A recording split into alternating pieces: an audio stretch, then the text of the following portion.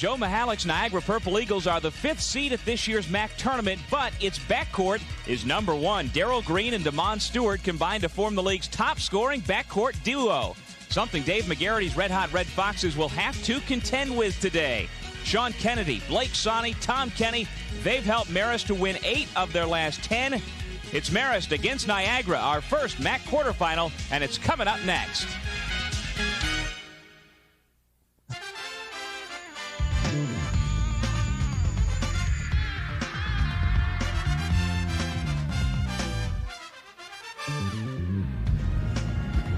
From the Pepsi Arena in Albany, it's the first of our 4 quarterfinals of the 2000 HSBC MAAC basketball tournament between the Marist Red Foxes and the Niagara Purple Eagles.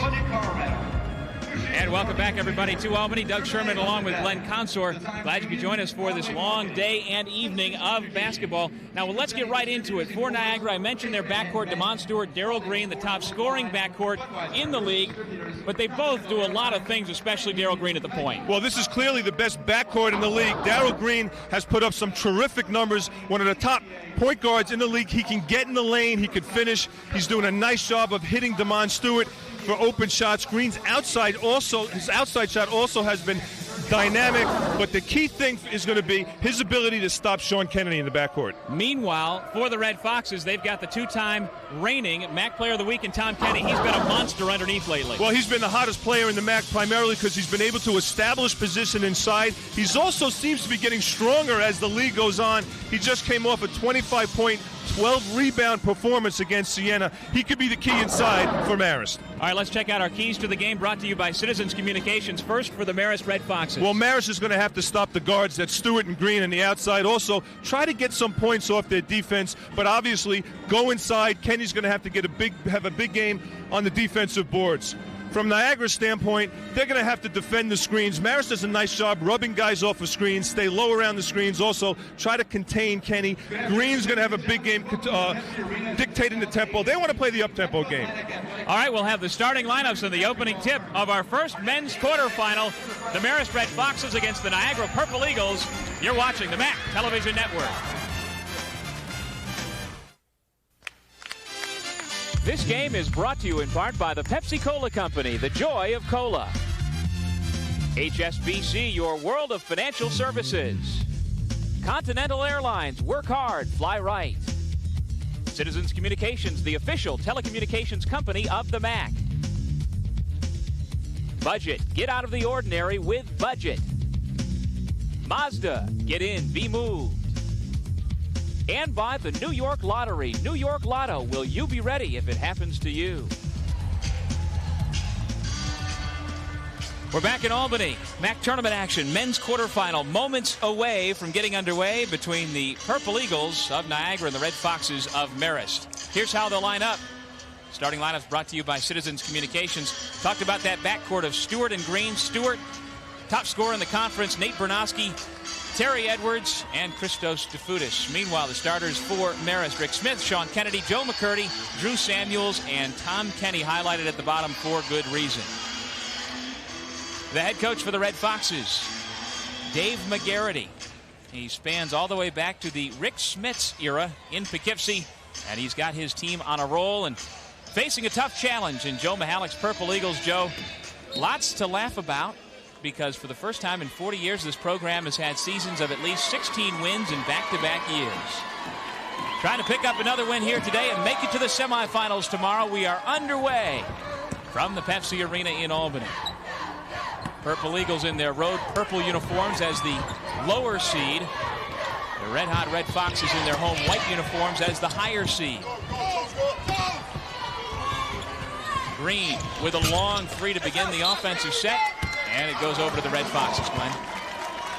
One of the things that Damon Stewart's going to have to make sure is that he has some patience on offense. Rush the first one, which quite often we are seeing come tournament time. Guys come in a little jittery. But Niagara has some prolific scoring guards that can get shots off when they want. You've got to show some patience. Little 3-2 zone. These Red Foxes coming off perhaps the most exciting finish in the conference this year. Last Sunday, as Joe McCurdy puts up a shot and misfires. Stewart the rebound. Last Sunday at the McCann Center in Poughkeepsie, Sean Kennedy hit a near midcourt shot at the buzzer as Edwards hits. And that gave the Red Foxes a huge lift, beating the #1 seed Siena coming into this tournament. Terry Edwards is the X factor for Niagara. They need a big game from him from that power forward spot. He had 21 points and 7 rebounds earlier this season against Marist. If he does that type of performance again, it could be a long day for Marist. Kennedy lobs inside to Drew Samuels. Backs away from the double team. Smith, the pull-up, banked it a little high off the window. Here come the Purple Eagles. Stewart 1-on-2. Got a shot blocked on the way up, and Sean Kennedy called for the personal foul. A 2-shot foul. And, well, whenever you've got a great scorer, as Damon Stewart is, Glenn, quite often they get themselves to the line, and he is no different. 8 trips to the line per game for Joe Mihalik's top gun. Well, Joe Mihalik knows he wants to make this an up-tempo game. You don't want to play a grinded-out half-court game with Marist, because Marist does a nice job of running down that clock. Dave McGarry's an excellent teacher of half-court offense, and taking it down to the 35-second clock ticks down. So Niagara's going to look to push the ball, get the ball in Stewart's hands for some one-on-one opportunities. Stewart hits 1 out of 2. Niagara on top early, 3-zip.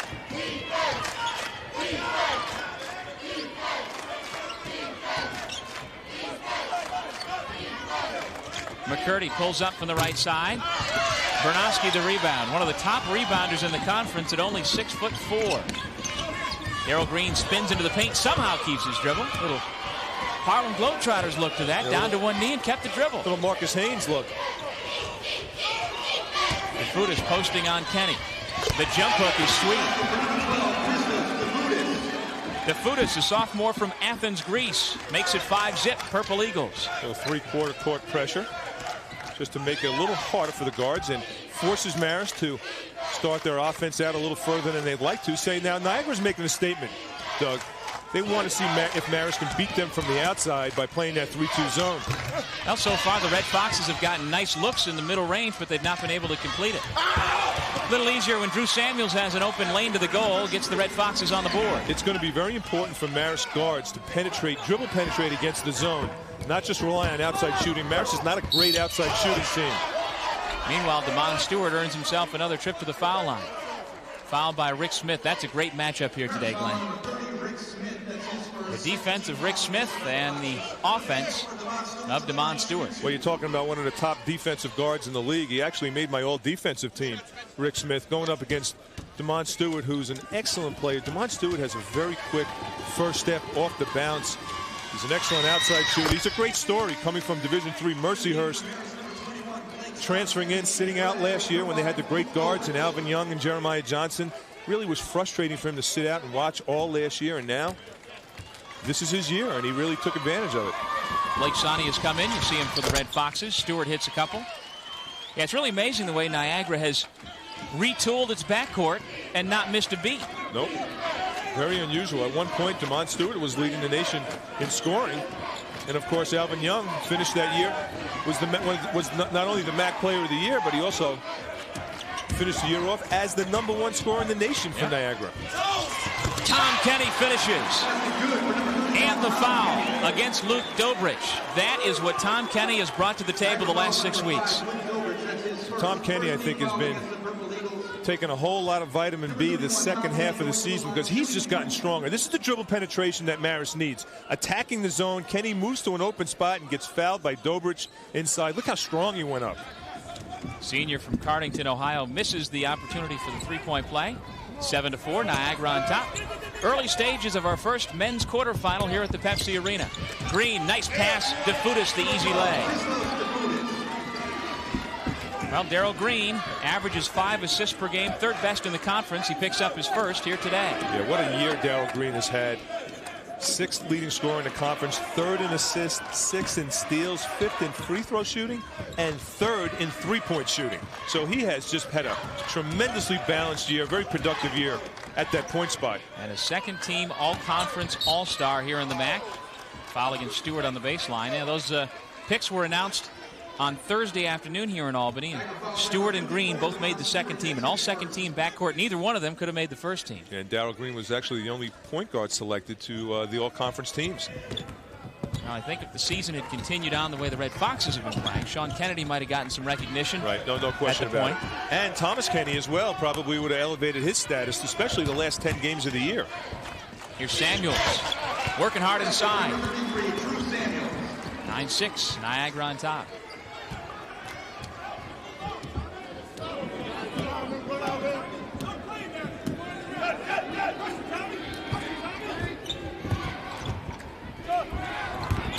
Kennedy playing the man, not the ball, able to knock it away. Here come the Red Foxes. Sonny's pass went off the back of the head of Tom Kenny. Was that intended for Kenny or for the wing play? Green connects.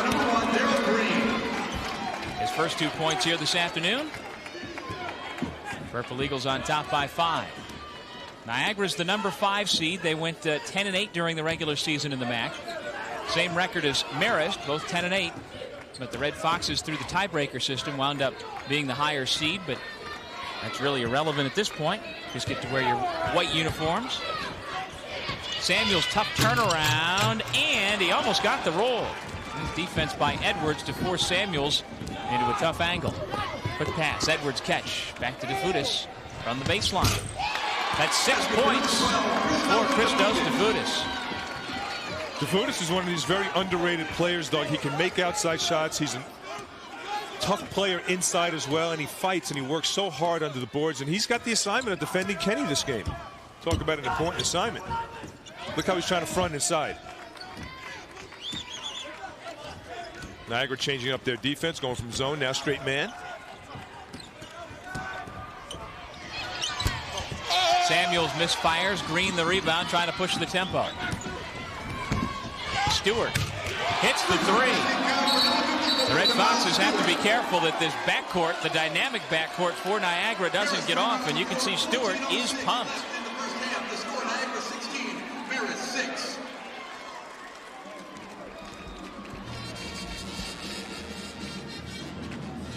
Well, fans, the winners of the New York Lottery MAAC Scholar Athlete Award are Corey Osinski from Siena and Megan Coleman of Niagara University.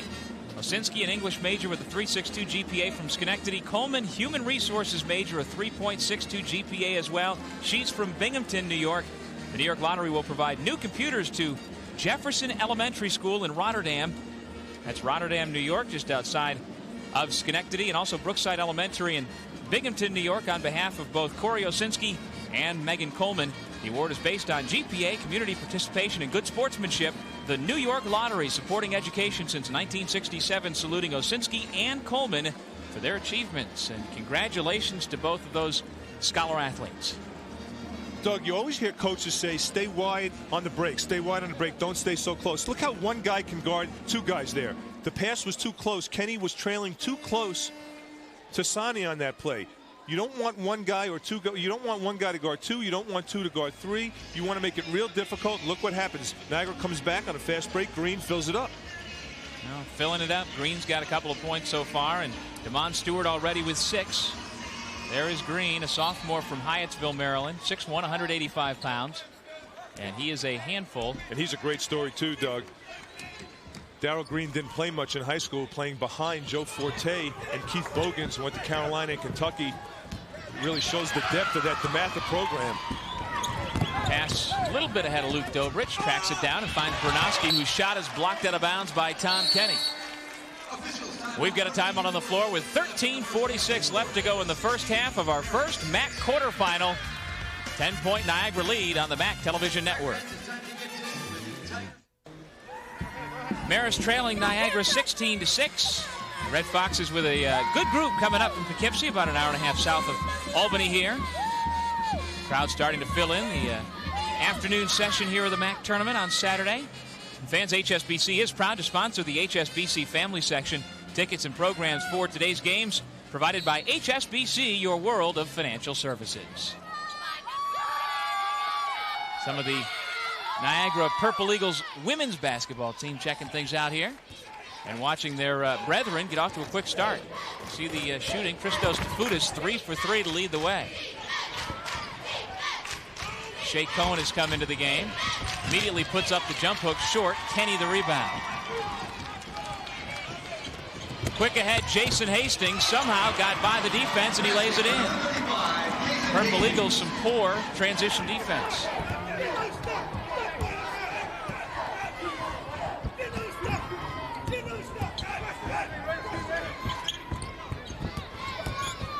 Smith went for the steal. Stewart gathers and lays it in. See, Niagara runs an offense where they like to post up the guards at Stewart and Green, and you'll see those guys coming off those screens on the baseline, and very effective players, both Green and Stewart. 6'2", 6'3", post you up. Not an easy thing to do. I remember playing in the schoolyard when a guard could post you up.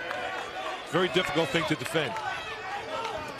You know, as a guard, you're not used to being down there on the blocks playing post defense, which is a much different assignment than perimeter defense. Smith misfires from three. Bernowski tracks it down. Niagara with the ball, leading by 10. Darrell Green spins away from Smith. Quick runner off the glass. No. Hastings the rebound. Sonny, best outside shot on the team, fires it up. Long on the deep three. Back the other way come the Purple Eagles. See, this is where Marist has to be careful. They don't want to make this a track meet. They want to slow him up a little bit. Sonny's got to be careful with that type of shot. It falls into the tempo of Niagara. Stewart after his own miss, and he was the last to touch out of bounds. See, Niagara likes to run guards off of low screens, and if you watch the penetration by Niagara, what they're looking for is they're looking for either Stewart or Green in the low post. There's the low post. Little drop step move right to the basket and hard. Stewart's very effective doing that. And Stewart already with 8 points, the leading scorer in the conference. We showed you his stats earlier from league games where he averaged 25 points a game. Overall 22.6, and he's well on his way here in the early going of our men's quarterfinal of the MAAC tournament. Timeout on the floor. Joe Mihalik's Purple Eagles lead by 10 on the MAAC television network. The Purple Eagles of Niagara with a quick 10-point lead over the Red Foxes of Marist here in the early going of our MAAC quarterfinal. And it is tournament time, and it will be tournament time in many sports in the Metro Atlantic Athletic Conference, hosting many future NCAA championships. You see the rundown going to the Marine Midland Arena in Buffalo. The NCAA Big Dance will be there this year. You've got cross country in the Bronx. Here at the Pepsi Arena, the NCAA Wrestling Championships. That's an immediate sellout every time. And then the NCAA Men's Basketball Tournament returns here to Albany in the year 2003. So the MAAC involved in all sorts of NCAA tournaments upcoming. And pretty much all of those immediate sellouts. I mean, Buffalo's going to have basically no tickets, I think, for their tournament games this year. And certainly the first 2 rounds when they come back to Albany here in 2003. Wrestling as well. Nice job by Kennedy. And you know, after that timeout, Dave McGarity told Sean Kennedy, one of the best penetrators in the MAAC conference, you got to get in the lane and be more creative. We can't just rely on outside shooting. Sherman Wittenberg is in the game right now, coming off the bench to provide some outside spark for Marist. And Marist, quite frankly, Doug, is the hottest team in the MAAC conference right now. They've won 4 in a row, coming off the big win against Siena. Well, earlier this year, Glenn, Marist about 6 weeks ago was tied for last place in the league. Everybody figured, well, there's no way they're going to get into the upper echelon. Not enough time left, but as you said, they have been unbelievably hot. Finished the regular season with a 14-13 record. You see Sherman Wittenberg in the game with the headband, I think. Now, is that to honor you? The top of his headband says Sherm. So I'm wondering if he did that just to make sure that you mentioned his name, or it was just to honor you. Well, I tend to think it was the latter. Really? Because when I saw him on the court beforehand, I thanked him for it, and he didn't seem to bat an eyelid. I see. So, interesting. I appreciate that. That's one way to get the announcers to mention your name in a nice vein. Kennedy, quick bounce pass to Hastings. Smith back inside to Kenny. He's fouled on the way up by Edwards. That's great ball movement out top. Hastings didn't have anything. He gathered himself, whipped it around the perimeter. Kenny was wide open, little wheel and seal inside, and he goes up strong and gets fouled. That's great bounce pass inside, good catch. Terry Edwards a little bit out of position there. Nothing else to do but to foul. Nice and job run by, at him. Yep. by Shea Cohen coming down to make sure he didn't get the shot off. Shea Cohen's an interesting story. He was out for the majority of this year with an ankle injury. It's a junior college transfer out of Texas from Israel. Interesting connection there. Going from Israel to Texas. And Dave McGarity knows that he's going to need some good shooting from guys like Wittenberg, and Kennedy's going to have to put the ball up from the outside as well. Now, Glenn, you know all about playing basketball in Israel. You, after your days at Boston University, played professional basketball in Israel. Some different circumstances than you were used to growing up in New York City. Yeah, a little different environment, but I'll tell you what, I had a great time in Israel. It was a great way to keep playing for 2 years after college, and played against some pretty good players over there. Had a chance to play overseas in Europe. Bernowski misses on the turnaround. Kennedy, Hastings, Wittenberg, Kenny, and Smith on the floor for the Red Foxes. They trail 18-10. Wittenberg, a freshman from Queens, with the basketball. Went to Hillcrest High School. His pass nearly knocked away by Rossi Karen, reserve guard, who's beaten off the dribble by Kennedy. DeFutis clears the rebound. That was a nice job by Edwards coming in from the weak side. Made Kennedy change his shot just slightly. Blocking foul against Marist. Looked like Karen may have over-penetrated. Smith called for the personal foul. And Rossi Karen was my backcourt partner in practice yesterday. Well, look how he gets in the lane. A little out of control, and that's one of the areas that Joe Mihalik is working with him on. He's so quick, but once he gets past the defense, that's when you have to make the play. That time he got caught a break there. Almost picking up a charge. Now, you referenced yesterday you worked out with the Niagara Purple Eagles. You were, I guess, so to speak, on the scout team going against. Just kind of shooting around a little bit and had a chance to get a little workout in. Trying to get the heart pumping in this old body. So you went head-to-head with DeMond Stewart and Darrell Green, the most prolific backcourt in the MAAC. Glenn Consor, how'd you do? Well, Dave McGarity tried to throw me some money to try to work, get these guys a little tired. I think it might have helped them.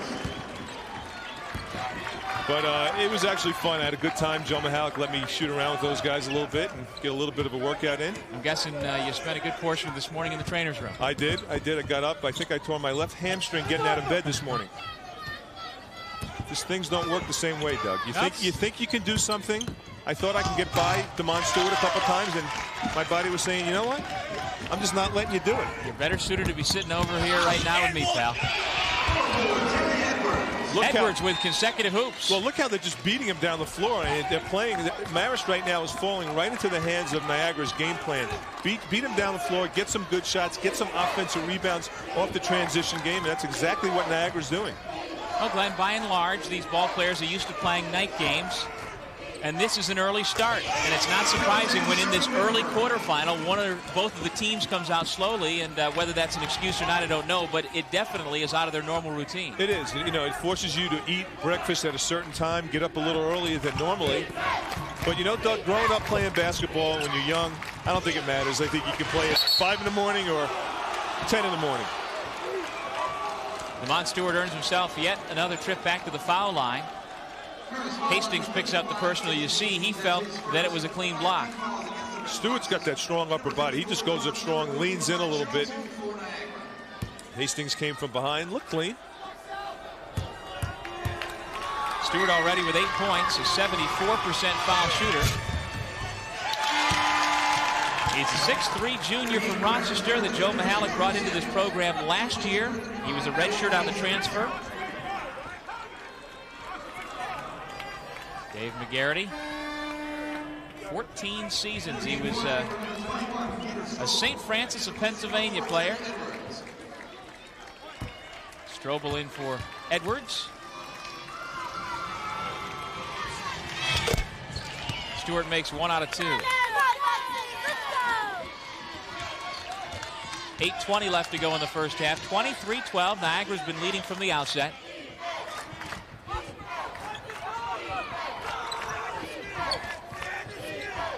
Boy, Tom Kenny's had a quiet game. They're rotating and throwing different guys at Kenny, and look how they're fronting him. And they're doing a nice job of getting inside position on Tom Kenny. And if you can't get the ball to Kenny, you're going to have to rely on your outside shooting. And that's the first jump shot made by Sean Kennedy. The Red Foxes really have several interchangeable parts offensively. Many guys average 8, 9, 10 points a game, and at least 2 or 3 of them need to step up every game. Dobrich tries to pass to DeFutis, out of bounds, and it'll be Marist basketball. We've got a timeout on the floor here at the Pepsi Arena in Albany. Dobrich got in the lane, Doug, was wide open. Instead, he dished. He had an open shot, little three-footer. We'll take a break. 7:37 left to go here in the first half of the MAAC Television Network. Marist College prepares students to compete in the .com world, educating the mind as well as educating the heart. Marist is committed to helping students develop the strong values to serve them well beyond their college years. Marist is a member of the Templeton Honor Roll, a select group of 100 colleges and universities nationwide, recognized for their commitment to inspire students to lead ethical and civic-minded lives. Marist College, proud of its heritage, preparing tomorrow's leaders.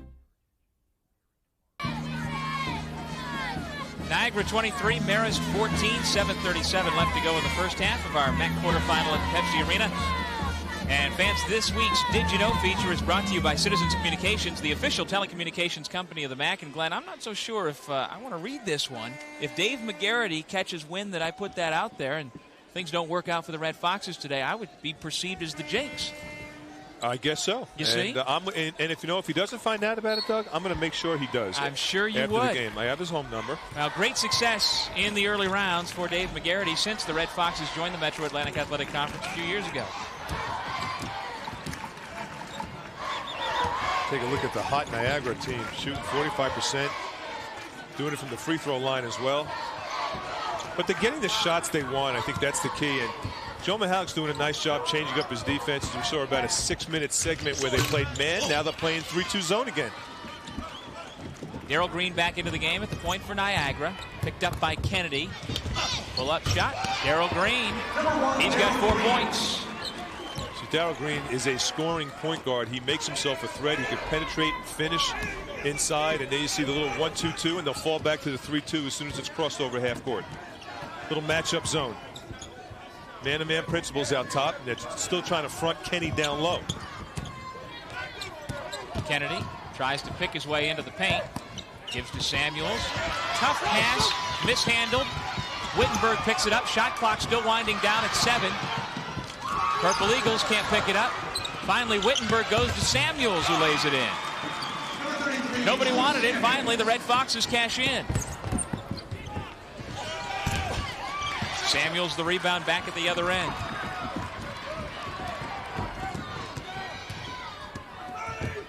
Wittenberg open from the corner.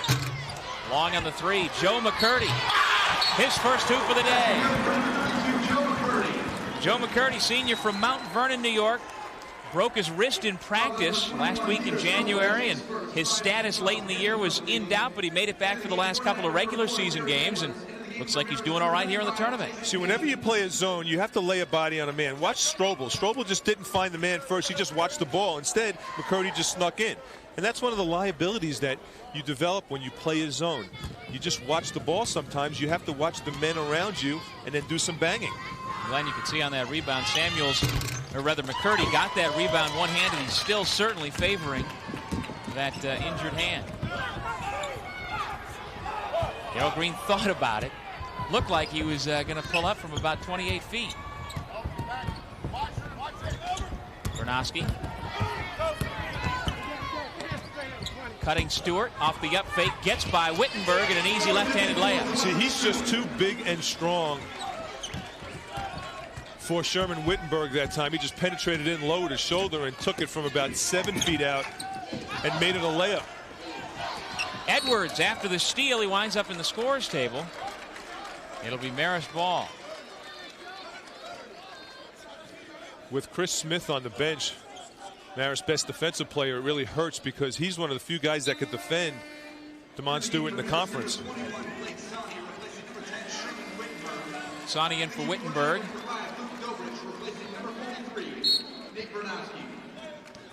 Bernowski out. Dobrich back in for Niagara. Niagara switching their defense. Now straight man. Dobrich face guarding Sonny, who's the outside shooter. Not even watching the ball. Look at Dobrich. Meanwhile, Marist runs him off a series of picks trying to free Sonny, and Dobrich does a nice job on the perimeter. Meanwhile, Samuels inside. Got a nice look, but Edwards clears the rebound. 27-18, Niagara with the lead and the basketball. Just over 5 minutes left to go here in the first half of our quarterfinal, the MAAC tournament.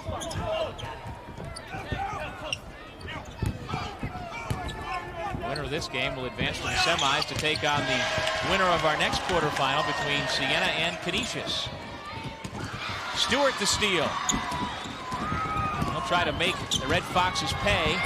Can't do it. Nice defense by Kennedy to get it back. McCurdy hits from the corner for three. Marist back within 6 points. See, Dave McGarity told me before the game that although he does not want to make it an up-tempo game, you still have to push on opportunities, push with patience, and that's exactly what Marist did. Stewart short on the three-point try. Defensive rebound gathered in by Samuels.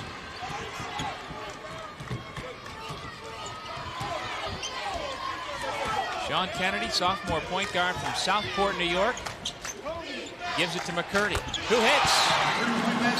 Well, we've called him TV Joe McCurdy in the past, and it looks like he has noticed the lights, camera, and action here late in the first half for the Pepsi Arena.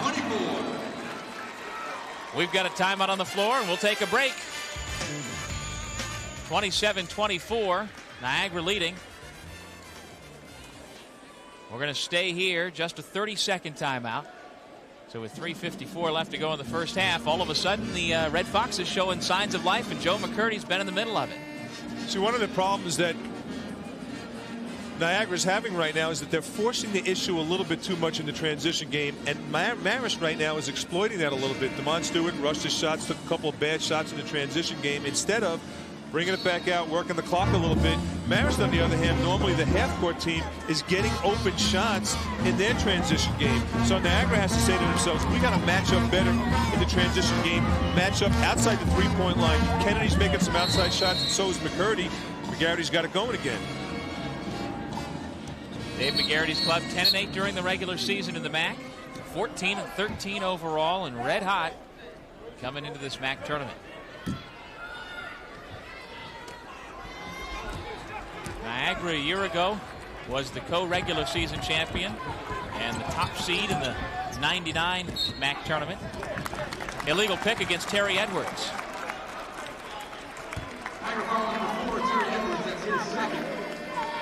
Edwards picks up his second. And now we have another timeout here in Albany. 3:42 left to go in the first half. Now we'll take a break. Three-point game, Niagara on top. You're watching the MAAC Television Network. The Red Foxes on a 10-4 run to pull back within three here late in the first half from the Pepsi Arena MAAC Tournament quarterfinals. Want to let you know about some of the MAAC championships coming up at Disney's Wide World of Sports. Later this year, the men's and women's golf teams will convene end of April for their championship. Cross country as well in October. For ticket information, call the number on your screen, 1-800-736-6377, anthonytravel.com.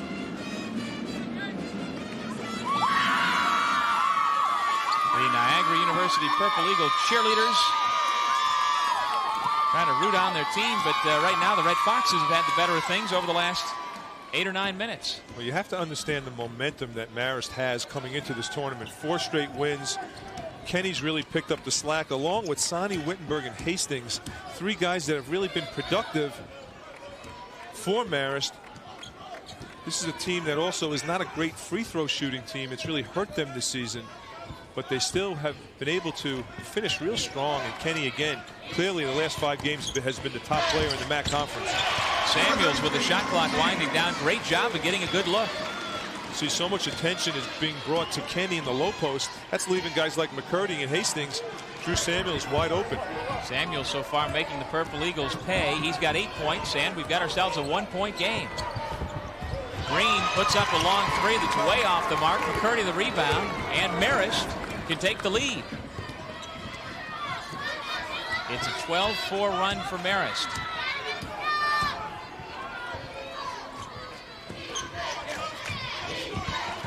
Sonny guarded closely by Dobrich. Red Foxes taking time, working their offense. Shot clock down to 12. Samuels, another pull-up. DeFutis the rebound. DeFutis is giving him that shot. Yeah, they're backing off of Samuels' game plan. Scouting report says take a step back, let him shoot from 10, don't let him shoot from 7. So far, Samuels has 8 points. He only averages 9.5 a game, so he's almost there. Sonny the rebound. Red Fox is trying to run. Sean Kennedy gives to Sonny. Nice look inside. Kenny shot blocked by Stewart, who has the ball the other way. 3-on-3. Good transition defense by Marist to get back, but then a 2-point shot by the trailer DeFlutis. Kenny the rebound. Out to Samuels. His pass was behind Kennedy, out of bounds. That's where you want your forward to give it to the guard earlier, but he was out there by himself. Yeah, they've missed a couple of opportunities Marist has in the transition game because they just didn't line up right. Guys were too close. Nate Bernofsky, one of the most versatile players in the MAAC conference. He gives you a lot of defense. He can go out and guard the 2 guys. He can guard the 3s, the 4s, because he's so athletic. How did he do guarding you yesterday in practice? Oh, I don't want to talk about that. All right. Because, Doug, you know, if I wanted to, I could have had 20 on him. You could have. No question. Wow. Even though you give up an inch or two to Nate. I didn't want to hurt his confidence coming into the tournament. I see. Stewart connects again. He's got 13 points to lead all scores. You know, Doug, you have to wonder how much Damon Stewart not making first-team All-MAAC has pumped him up. He's playing with a lot of intensity, like he's on a mission. I agree with you. Head coach Joe Mihalik acknowledged as much earlier this week, saying that his starting guards are so good, perhaps they cancel each other out, and the coach is voting a little bit. I agree with that. I also think that happened to Canisius with the all-rookie team with guys like Toby Foster and Dukes, who were not on the All-MAAC rookie team. Those guys are tremendous. And also Mallory. When you think about the top rookies in this conference, the top freshmen, I think Mike McDonald, with the exception maybe of Manhattan, had the top recruiting class. Yeah, and here's another one, Jared Johnson of Manhattan, with Bruce Seals being Rookie of the Year. You see what we've got coming up at the half. Scores and highlights brought to you by Mazda. We'll be talking some MAAC soccer, and also, of course, we'll have all our first half statistics brought to you by Citizens Communications. Nice look. Samuels puts it down. See, that's an area in Kenny's game that has really improved. When teams double team him or double down, his ability now to pass out of that double team has greatly improved. Stewart fouled by McCurdy on the way up, and he will go back to the foul line.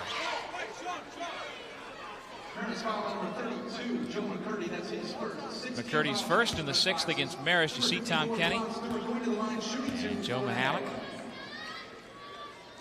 Joe's done a great job with these guys, as have Dave McGarity. You know, Dave McGarity, you talk about a guy, you know, you mentioned it early in the season. They really struggled earlier. They lost the presence of Thomas Chelabunk. And you know what, Doug? After the fact, it might have helped this team, because I think a lot of times when Chelabunk was playing for Dave McGarity, they were waiting for him to blossom, waiting for him to emerge, and it just didn't happen. So guys like Tom Kenny picked up their game, McCurdy, Drew Samuels, and the other 4 guys finally said, you know what, we don't have Chelabunk inside. The responsibility and point production is going to have to come from somewhere else. Everyone stepped up their game. And again, Tomas Chelabunk, a preseason all-conference pick for the Red Foxes, who unfortunately his mother fell ill with cancer early in the season and left early in the year to go back to Poland. He keeps in constant contact with Coach McGarity, and doesn't sound like he'll be back to Poughkeepsie with his mom doing so poorly health-wise. Family first. Family first indeed. I respect it.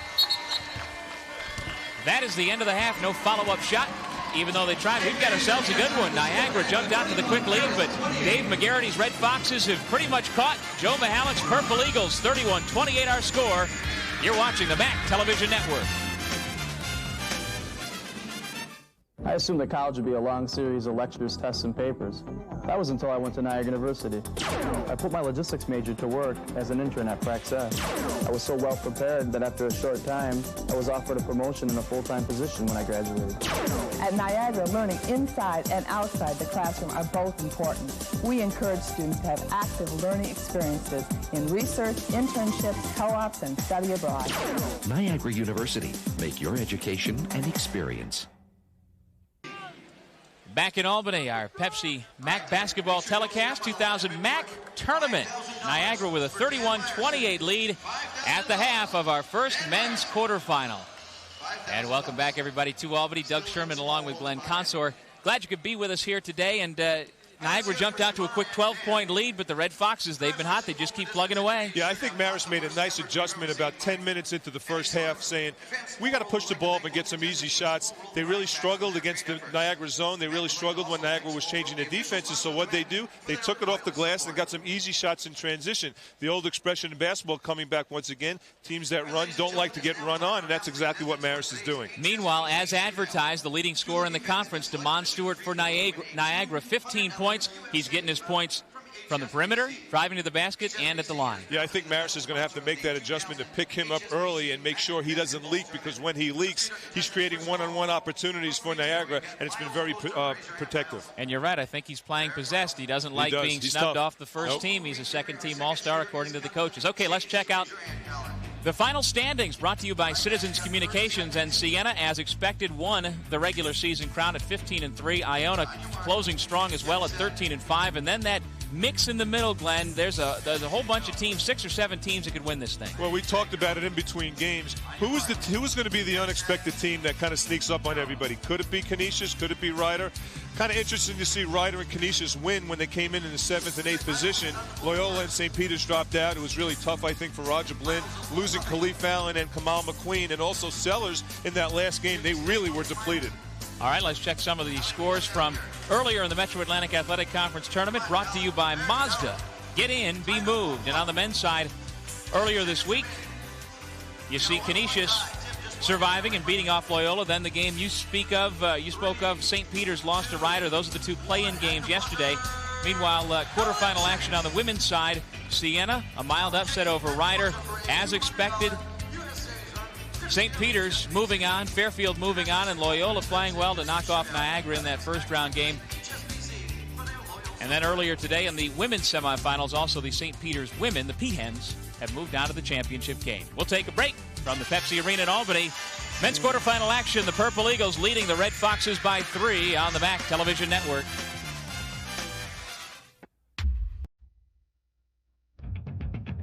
You can pick up a lot of things at Ryder University.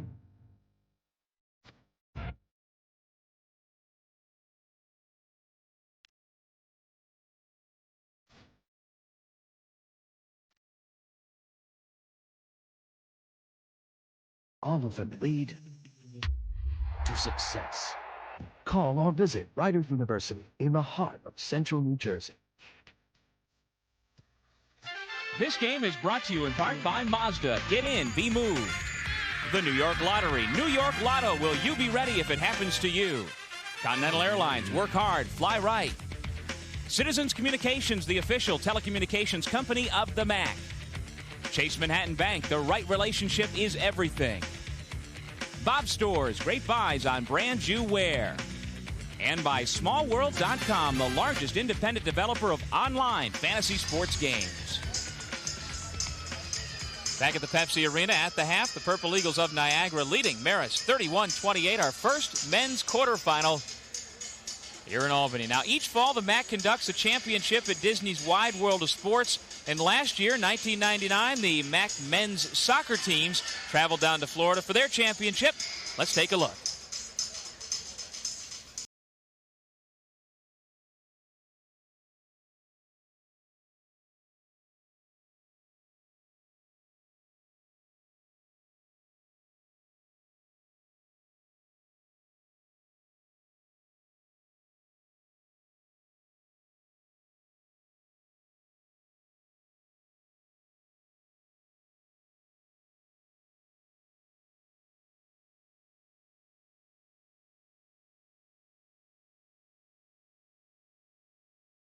Title and the opportunity to advance to the NCAA tournament. Come and check and get involved. Come on. Each competed in 9 games, one more rigorous than the last.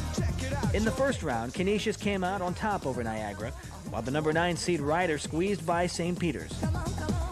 In the quarters, the number 1 and 2 seeds Loyola and Fairfield advanced to the semis, while Manhattan took out Marist and Siena defeated Iona.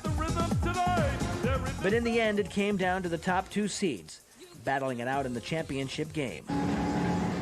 But it's not just soccer these players get a kick out of.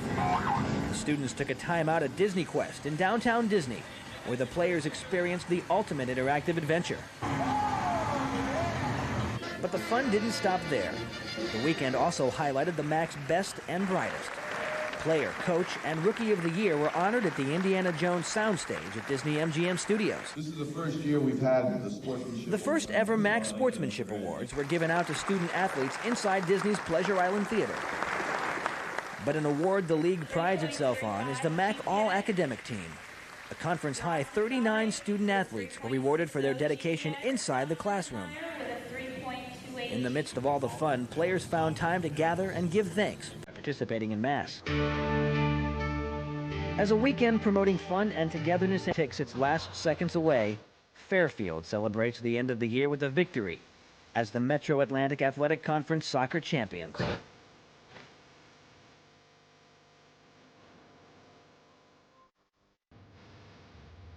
For the MAAC, players, coaches, and family, the year, as well as the weekend, will be remembered and cherished by all. Each going home as winners and dreaming of next year's trophy.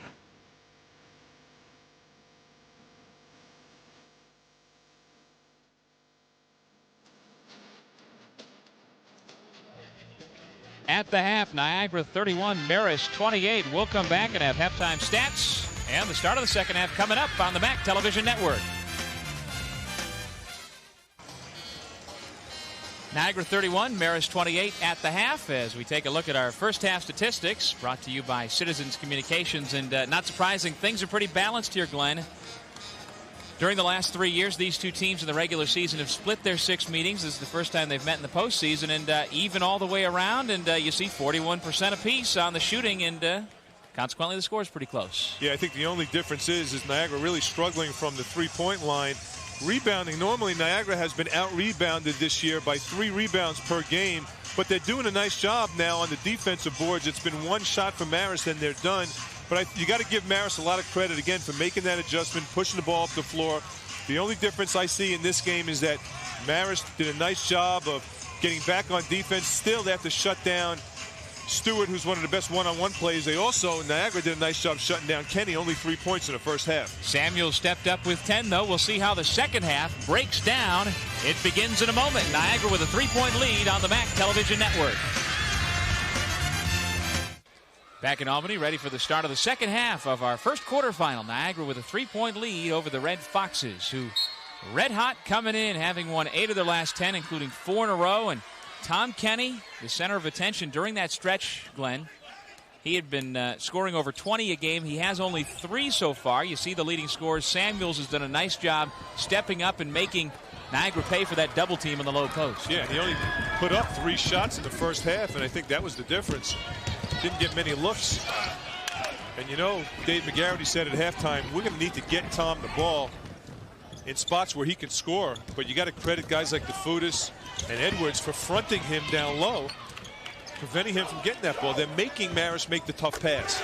Bernowski spots up and hits. It's a 6-point Niagara lead. See, Bernowski's, Doug, is the type of guy, he gives you a little bit of everything. He makes some outside shots, he gives you defense. Look where he plays out top of the zone, gets deflections. McCurdy with the ball out there with Rick Smith, who's playing with 2 fouls. Samuels, Kennedy, and Kenny. Starting 5 again for Marist. DeFutis got a hand on the pass. Starting 5 for Niagara, DeFutis, Stewart, Green, Edwards, and Nate Bernowski. These two teams tied during the regular season through a tiebreaker. The Red Foxes got the higher seed. And both were 10-8 in conference play. Kennedy kicks to the corner. Smith for 3. Green down from his guard spot to pick off that rebound, trying to run the break. Demond Stewart just as hot here in the second half. And again, he's been more demonstrative, Demond has, here in this game than I've seen him all year. I like that. Demond has been demonstrative. Like I enjoy that. But that was a well-executed fast break. Green did a nice job of stopping at the foul line to force the defense to play honest. Efficient transition break by Niagara.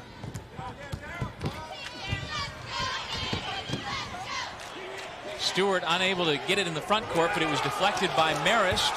According to the official, Dave McGarity doesn't like the call.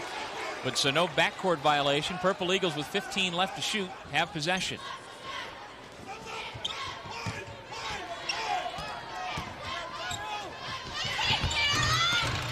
Green missed the scoop shot. Kenny the rebound. Joe Mihalik screaming for a traveling violation, didn't get it. Kennedy pulls up from inside the three-point line and connects. Sean Kennedy now with 5 points. The Red Foxes back within 7. Both coaches on the sidelines not happy with the officiating. Coach McGarity just got rid of the jacket. Yeah, and Joe Mihalik's up. He's got his pants pulled up to about his chest right now. He's not happy. Looks like Urkel. Little high water action. Yeah. In the upper right-hand corner of that screen there. There's the guard posting again. Stewart unable to hit the turnaround, and DeFutis called for the over-the-back foul. Goes against the Purple Eagles. See, running the fast break, it's so important that you keep the court spread wide because it forces the defense to play honest. Now, Marist does a pretty good job here of getting back in the transition game. Watch. They do a nice job. Look, they got 3 guys back, but look how extended Stewart was. Green stopped at the foul line. He just nails it. 37-30, Niagara with the lead. Marist with the basketball. Dave McGarity had a tough decision coming into this game. His daughter Maureen is playing. Boston College has had a game that also started at noon, and normally Dave likes to go to every game that Maureen plays. But in this case, he had to make a tough decision. He decided to coach. Yeah, it's got to be tough as a coach. He's a proud papa, though. That Boston College team is fantastic, ranked in the top 25. And his daughter's getting a lot of minutes and being productive. He's very happy, but he's also very proud of, you talk to Dave about this team. He said he's never been so proud of a group of guys as he has. With the injuries to McCurdy, the loss of Chelabunk, Sani, these guys really dug down. And Dave's done a great job, Doug. He really has. He's made the adjustments during the course of his season, and that's something that coaches don't often like to do. They don't like to change. He's made some adjustments in his offense. He's changed his defenses around a little bit. Sign of a good coach. That foul was on Kenny. Niagara inbound. Bernowski finds DeFutis, who missed the chippy, and Kenny the rebound. Another part of the reason for the growth of the Red Foxes at the point, Sean Kennedy took over for the departed double-headed senior attack last year. Bobby Joe Hatton and Bo Larrigan, and Kennedy really is taking care of business. DeFutis knocked it away from the cylinder. Coach McGarity thought it was a goaltend. Here's DeFutis back at the other end. Taking away McCurdy. Here comes a 2-on-1 with Samuels. Sani the trailer. The pass, though, went right to Green. Edwards. Fouled by Kennedy, and Edwards will shoot 2. Well, that's, again, where the Red Foxes looked like they had the numbers, but they had the ball in the hands of somebody not ready to make a good pass. Well, Doug, we've talked about during the course of the year of the alley-oop pass becoming an issue in the transition game. That time Kennedy stopped it, but the segment before when Marist was on the transition game, you knew that Samuels was going to throw the alley-oop pass, actually McCurdy to Samuels. Throw the fundamental pass, throw the bounce pass, force the defense to make a decision. A lot of times guys just throw it up in the air. When you throw that alley-oop pass, you're forcing athleticism to come into play. You're not forcing the defense to make a move. And he had Sani as a trailer at the free throw line that he could have hit.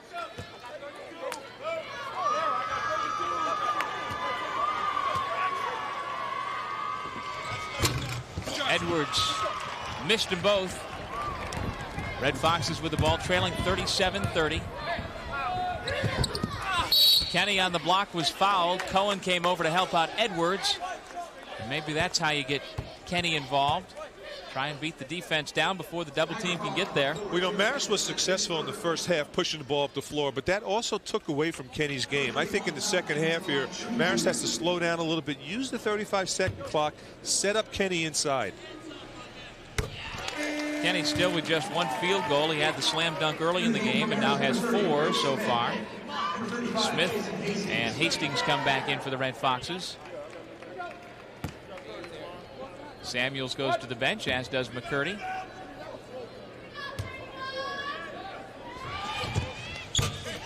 The second team All-MAAC performer hits them both. He's got 5 for Dave McGarity's Red Foxes, who trailed by 5. Timeout at the Pepsi Arena. You're watching the MAAC Television Network.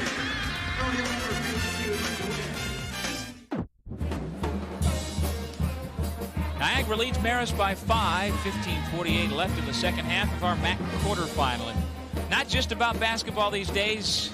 As you can see, one of the fledgling MAAC sports, NCAA hockey, and it's really taken off. These scores brought to you by Mazda. Get in, be moved. And Quinnipiac, the heavy so far, and putting it on Bentley yesterday, 10-1. Sacred Heart a winner, Canisius a winner. Holy Cross shut out Mercyhurst, and Iona over UConn. Speaking of UConn, they're in the mix with the tournament coming up not too far away, and they are going to be the host school. Certainly will be dangerous.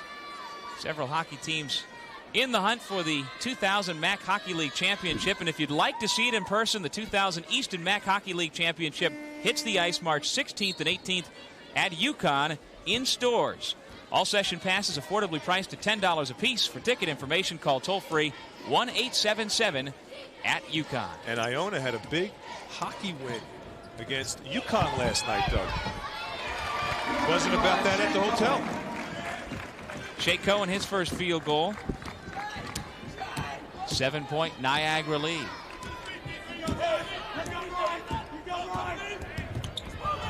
Kennedy from the head of the key, a little bit short. There for another rebound, Damon Stewart. Green, the crossover, kick it back out. Bernowski by himself. Nothing but net. Nate Bernowski with 6 points, both coming on three-pointers. 10-point Niagara lead once again. Their biggest lead in the first half was 12. Well, the Red Foxes have shown the ability to come back from behind against Niagara just a couple of weeks ago on February 20th at the McCann Center. Niagara led by a point at the half, but the Red Foxes rallied to win that game. Stewart picked up by Smith. Cohen all by himself. Everybody focused on Stewart. And Cohen left all by himself. Boy, Cohen did a good job that time. He's about 6'8", 250 running the floor. Niagara, you have to give a lot of credit to. Look at Joe Mahalan. Everyone having a good time because they're pushing the ball up the floor. Stewart did a nice job. Good little no-look pass. He's 6'8", 250, going up nice and strong, beating Kenny down the floor as he lowers his shoulder and just levels Sean Kennedy on the way back. And the Purple Eagles, Glenn, on a 13-4 run. You know, Doug, they're doing a great job of defending Thomas Kenny, who's been a non-issue offensively this game for Marist. Well, Glenn, we're already looking forward to next year's 2001 MAAC tournament. We'll be back out in Buffalo at the Marine Midland Arena March 1st through the 5th. Again, the men's and the women's all coming together. For ticket information for next year's tournament, 716-855-4444. And, hey, let's not get ahead of ourselves. We're just in the early stages of the 2000 HSBC MAAC tournament here in Albany. And if you'd like to come on down to the Pepsi Arena, still tickets available for the rest of today. This is the first of our 4 men's quarterfinals. Action will be going on probably until around midnight. Typically, we're here right around the witching hour, getting off the air. And I brought my electric razor for you because normally at around 10 o'clock, that stubble comes in, and I'm going to shave you at around 10:30 today. I might need it now that I've hit puberty.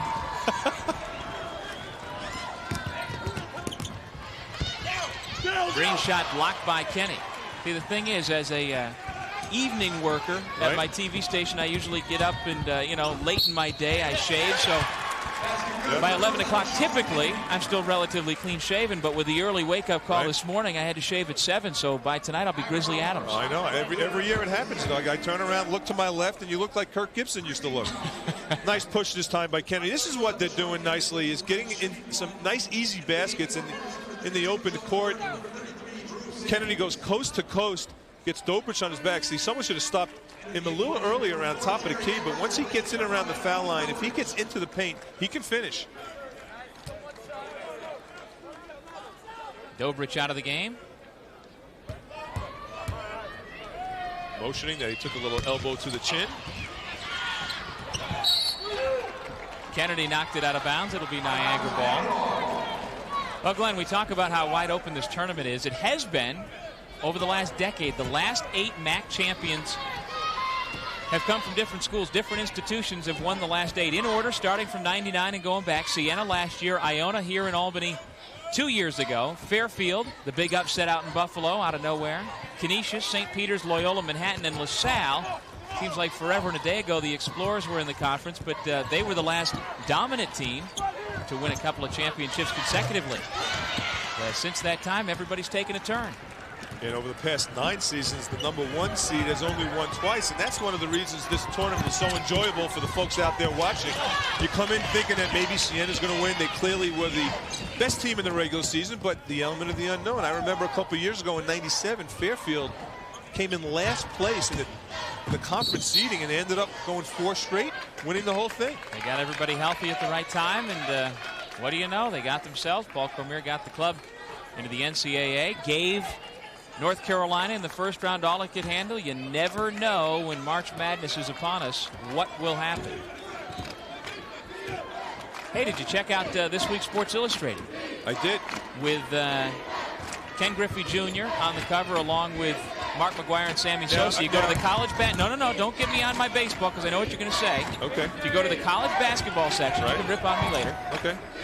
Full-page story on Darren Phillip, Fairfield's senior forward who led the nation in rebounding. Samuels lays it in. But a great article on the struggles he had early in his career with the NCAA, the battles he's had, and how he's overcome it. So he had the clearinghouse issues and eligibility issues coming into the season. So if you get a chance to pick up this week's SI for the second time in a month, there's an article on a MAAC player. Bruce Seals from Manhattan had an article a few weeks ago, and Darren Phillip with a nice write-up this week. Darren Phillip is a great story. Led the nation in rebounding and also led the nation in double-doubles. Yep. We'll see. Phenomenal season. Yeah, we'll get a chance to see him later on tonight. He's scheduled in the 9 o'clock game. Fairfield, the #3 seed, against Manhattan, the #6 seed. Darren Phillip had 22 double-doubles, 17 straight double-double games. Tremendous. Unbelievable. Cohen the reverse. How about Shea Cohen? Battled injuries early in the year and quite the spark off the bench for Niagara so far here this afternoon. He has 6 points. Yeah, Shea Cohen had a stress fracture in his foot. He's one of these guys that can really bang around with someone like Tom Kenny. Look how he's just banging him inside, trying to move him, not letting him establish position. Kenny jump pass inside to Samuels, who's had the hot hand. He was fouled by Edwards. And Samuels will go back to the line after Edwards picked up his 4th. So Joe Mihalik rolled the dice, leaving Edwards in there with 3 fouls, and that's #4. Nice little kick pass inside. Samuels goes up strong. Edwards again out of position. He was already boxing out for the rebound. Yep. Samuels can't make him pay. Fudas and Hastings in. There goes Edwards, saddled with those 4 fouls.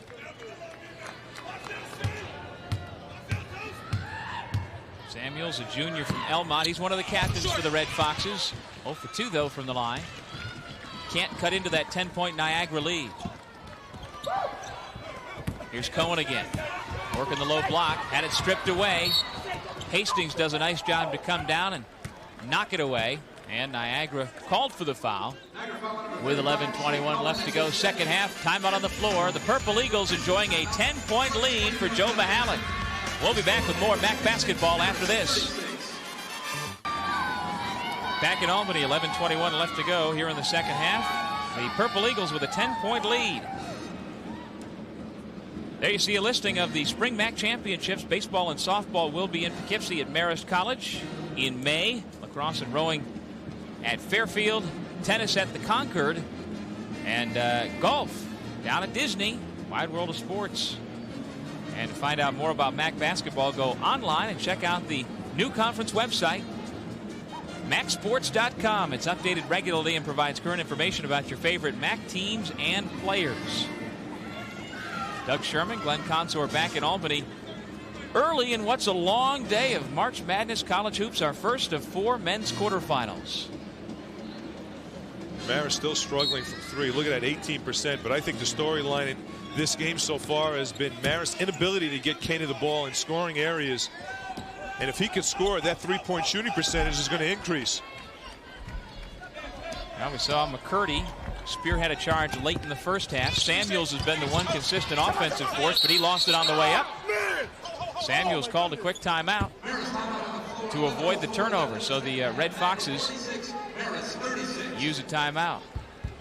Boy, Shea Cohen has really been a spark plug off the bench. Showing a lot of hustle. He's banging around. He's scoring some points. He's running the floor. Joe Mihalik saying, you know what, you got to slow down a little bit. You're going to hurt somebody. He's been a very physical player. Interesting story, Doug, from Israel. They found him at a junior college in Texas. Joe Mihalik's had a lot of success going the junior college route. Damon Stewart coming in from Division II and shining in his first year of Division I competition. Well, our long-distance shooter update. It's final, brought to you by Citizens Communications, and we kind of had an inkling that the freshman hotshot for the Jaspers would win it. Bruce Seals does that. Darrell Green finished a close second. Michael Crawford, Jermaine Clark, Scott Knapp, and Damon Stewart also in the running, but Bruce Seals, the winner of the 2000 Citizens Communications Long Distance Shooter of the Year Award. And again, for the third straight year, Glenn, the Shooter of the Year is also the Rookie of the Year. Jermaine Clark last year and Scott Knapp the year before. And one of my other partners brought up a good point last week. Jack Armstrong said that he thinks that trend is not just a coincidence, that quite often freshmen get to the college level. They're not on the scouting report. You don't necessarily know who the great shooter is. They get off to a quick start, and then by the time their sophomore year comes around, defense is adjusted. It's not so easy to get your three-point shot. Well, you're also seeing the productive rookies this year in the conference. Guys like Mike Wilson, a Ryder, Seals, done a great job. How about Donovan Thomas for Loyola? He made the all-rookie team and had a great game yesterday in a losing effort for the Greyhounds. Dukes, Mallory, and Foster. Yep. There's some tremendous guys contributing this year on different teams. Also on a national scope as well. Leading scorer in the nation is a freshman. Speaking of leading scorers, Damon Stewart now with 23. That's his average on the year, and we've still got nearly 10 minutes to go. And now the Red Foxes find themselves down by 15 points. Timeout call. Stewart playing with a lot of fire, Doug, and a lot of intensity. And also maybe with a little bit of a chip on his shoulder, making the statement. Think he's a first-team All-MAAC player. Here it is. Good form. Defense got out there on time, but he still had some good momentum to get that shot off, and he is fired up. And again, Damon Stewart, demonstrative here in this game. He's really I've never seen him so pumped up. No, and you know, yesterday in practice, both him and Darrell Green really have been playing with a lot of intensity, and they have been so excited to start this tournament off and get going and maybe prove something. Yep. Well, the Purple Eagles had a real strong regular season at 16-11. Dave McGarrity's club 14-13, and you know, there's a case that could be made for Niagara if they were to make it to Monday night's championship game to get NIT consideration should they not win it all. I mean, at that point, they would be 18-12 with some good wins under their belt. You know, Niagara tailed off a little bit at the end of the season. Guys like Stewart and Darrell Green were playing a lot of minutes. Joe Mihalik thinking maybe they got a little tired, but now they're well rested and they're coming back strong. Tom Kenny back into the scoring column. He's got 7. Well, he had his career-high 31 against Niagara last season. And we talked about how hot he's been, averaging over 20 a game for the last month. Here's Stewart off the dribble. DeFutis, shovel pass. Stewart there to lay it in. 25 now for Stewart. DeFutis does some nice things for Marist. I'm sorry, for Niagara. He did a nice job of getting in the lane. He's an excellent passer, a good defensive player as well. You see him come up on the weak side. All right, at this time, we send it over to Howard Simon, who's been doing a little eavesdropping, I understand.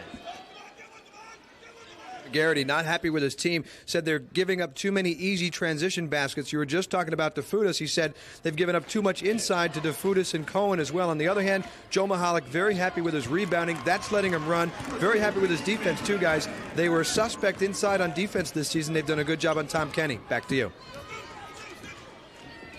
All right, thank you, Howard.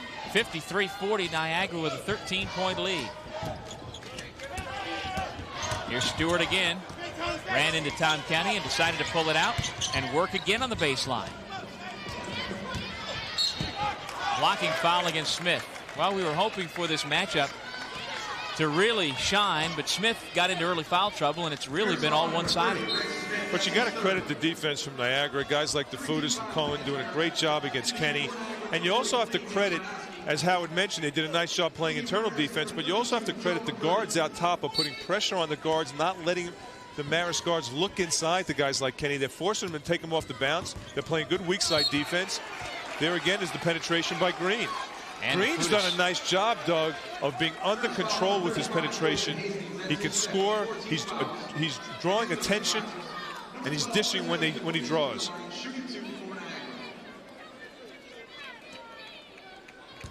Coming up next, you see the top-seeded Siena Saints against the Canisius Golden Griffins, the second of our MAAC quarterfinals here at the Pepsi Arena in Albany.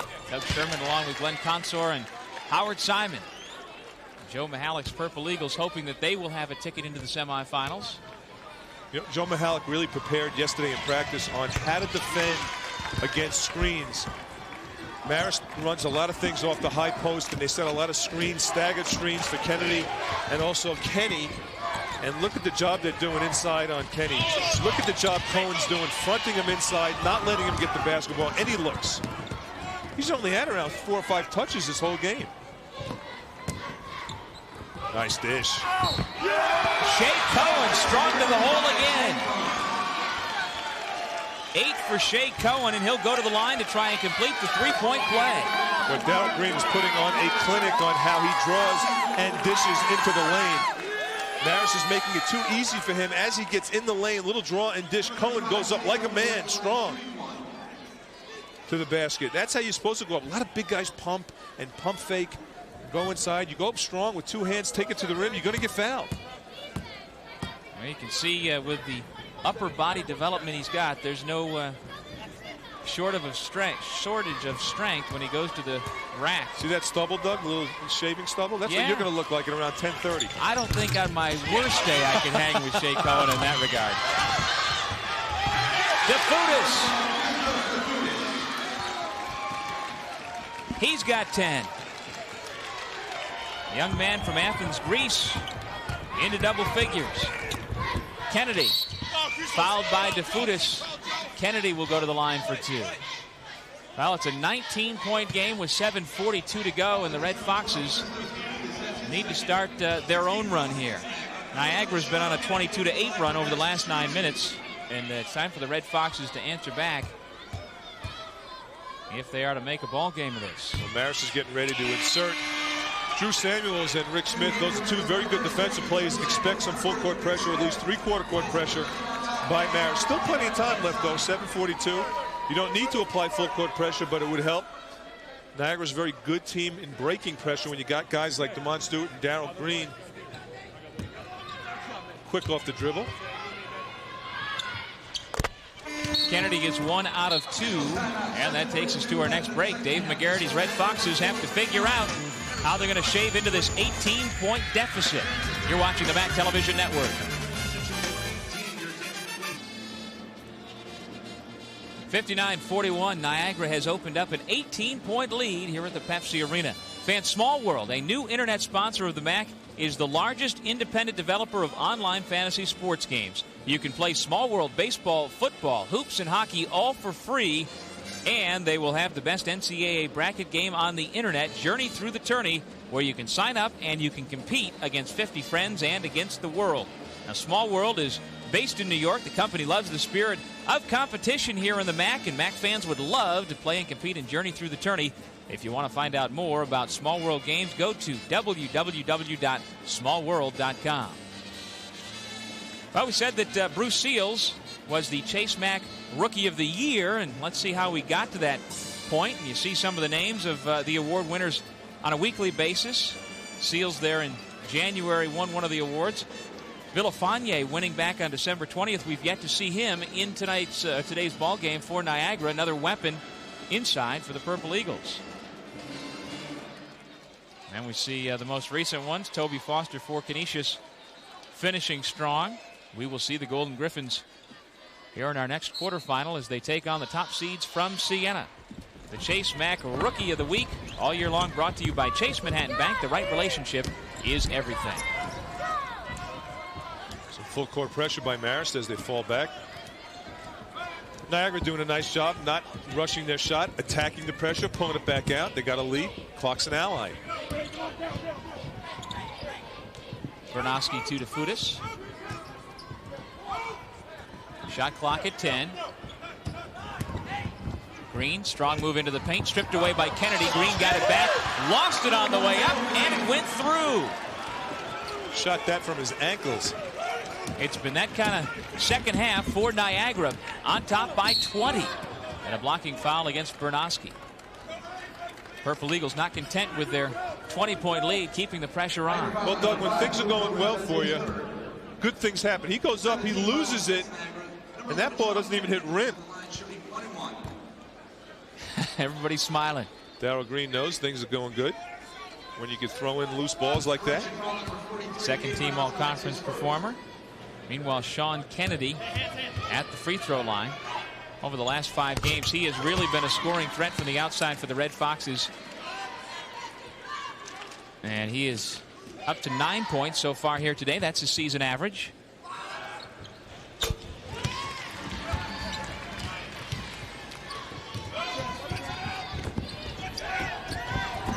Nice job defensively. McCurdy, the fake and the lefty finger roll. Joe McCurdy into double figures with 10. 61-45, the pressure again causing trouble. Before the timeout was called, Green tied up Samuels. And Joe McCurdy, meanwhile, you can see that hand is bothering him once again. He broke his wrist back on January 25th. Missed a couple of games. Actually missed 7 games for Dave McGarrity's club. Back for the last 2 of the regular season. And he'll play on, though, in spite of the pain.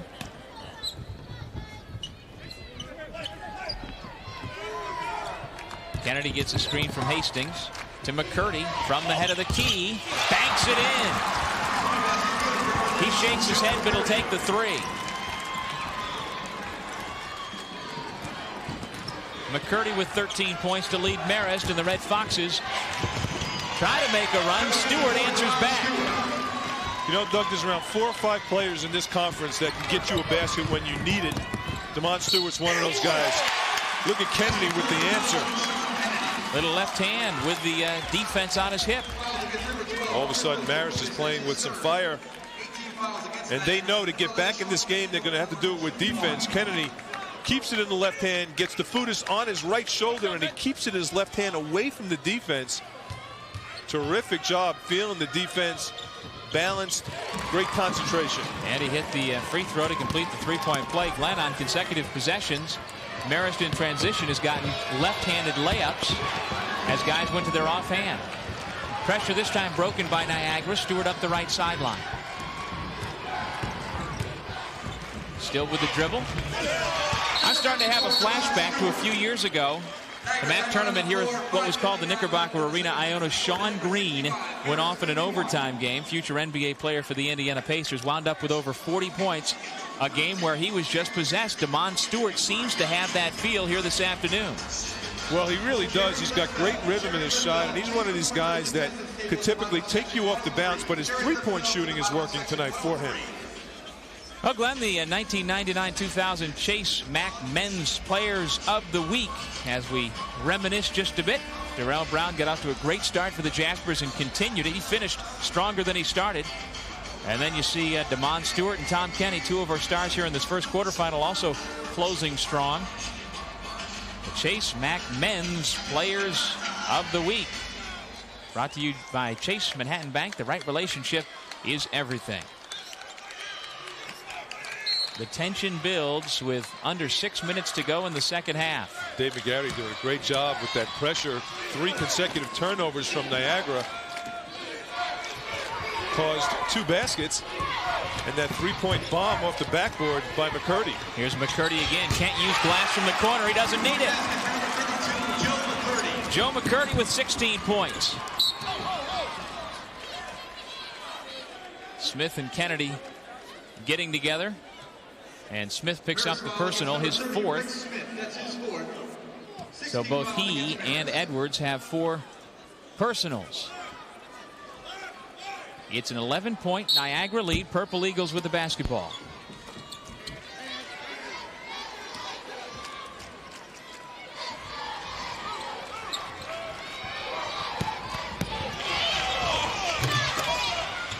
McCarty after the rebound. Kennedy gets it.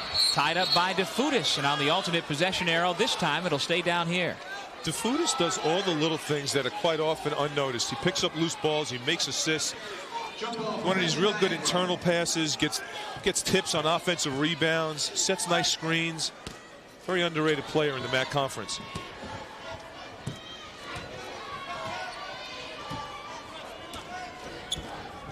Green uses the pick. Drop it off for Edwards. And he will go to the line to shoot 2.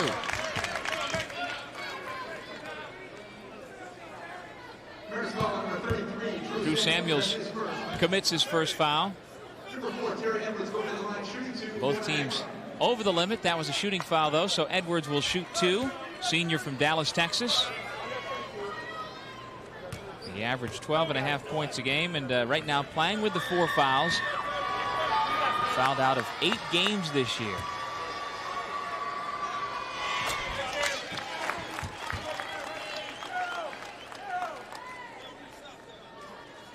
And he's another one who's been closing out the season strong, Glenn. Over the last 14 games, averaging more than 14 points per. He gets 1 out of 2. Back to a 12-point Niagara lead. 5:13 left to go. Here in regulation, McCarty from the right corner. If he was playing a game of around the world, he'd be the hands-down winner. From the top of the key, from the left corner, and then from the right corner. Offensive foul against Stewart. And the Red Foxes continue to creep. What a terrific job defensively by Rick Smith, who made my first team All-MAAC defensive team. Watch how he stays down. He just stays down in his defensive stance, takes it, and he knew Stewart was going to come at him. Well positioned. Good anticipation. Second foul on Stewart. He has 29 points to lead everybody. Meanwhile, Rick Smith is fouled by DeFutis. So Smith will go to the line to shoot 2. You know, Doug, you watch this Marist team. You watch how they finish at the end of the season. This game is a great example. This one game is a great example of how they played all year. They don't give up. They fight. They come back. They scrape, scratch, and claw. They will not sit back and be beaten. They will force you to beat them. They will not beat themselves. Dave McGarity, yeah, he's doing a great job, Doug. The club was picked in the preseason by the coaches to finish 7th. They finished 4th. That after being in last place in January. Even this game, Tom Kenny has 4 shot attempts, and they're still in this game. They're just finding a way, and they're doing it with defense. The defense is getting looks. And the outside shooting of Joe McCarty. He is up to 19 points. Green gets it across the timeline. Vernosky into the corner. Edwards spots up from 21 feet, and he hits it. Terry Edwards with 10 points. Big shot. Once again makes it a 10-point Niagara lead. Kennedy tries to answer right back. Stewart the rebound. Forced out of bounds. And it's a turnover. Stewart's trying to say he was pushed. No foul called, so the Red Foxes force another turnover with their full court pressure.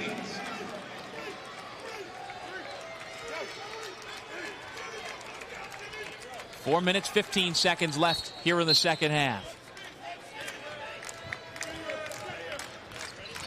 Nice pass inside to Kenny from Kennedy.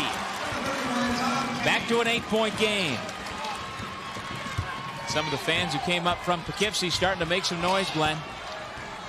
Marist is doing a nice job. Look at the defense. They're really, and they're matching up. See, not only are they pressing, but then when it goes over half court, they're matching up outside the three-point line nicely. The defense is turned up a notch. That's number 5 on Rick Smith, who's just fouled out of the game. So the Red Foxes lose their top perimeter defender.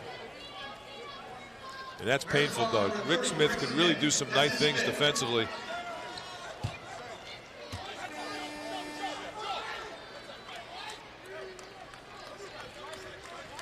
We've got a break when you've got a player foul out. Both sides get a chance to regroup, and you see the disappointment on the face of Rick Smith. Dave McGarity and assistant coach Stephen Sowers trying to rally the troops. Well, Marist on a 10-4 run over the last couple of minutes. You talk about having fight, Glenn. They have not given up. There's no doubt about that. They don't want their season to end here this afternoon at the Pepsi Arena. Well, they know to get back in this game, Only down 8 points, Doug. 3:54 left. Plenty of time. The momentum that they have now off their defense is carrying them a long way. Rick Smith, meanwhile, their top defender, fouling out. Fans, this copyrighted telecast of the Metro Atlantic Athletic Conference may not be retransmitted, reproduced, or rebroadcast without the express written consent of the MAAC and MAAC properties.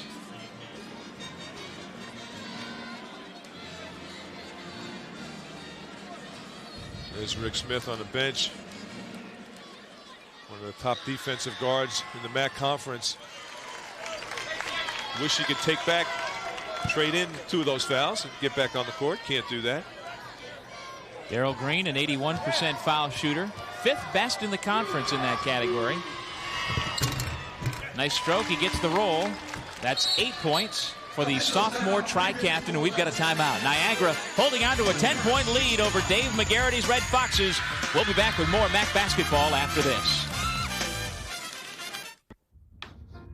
What are those stories? About people. Try an interval of about 15 milliseconds.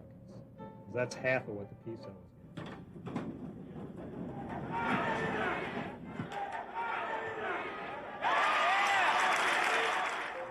The aspects of the retreat, like you talk about friendship. Also about what that knowledge means for the human spirit. I know that students are concerned about it.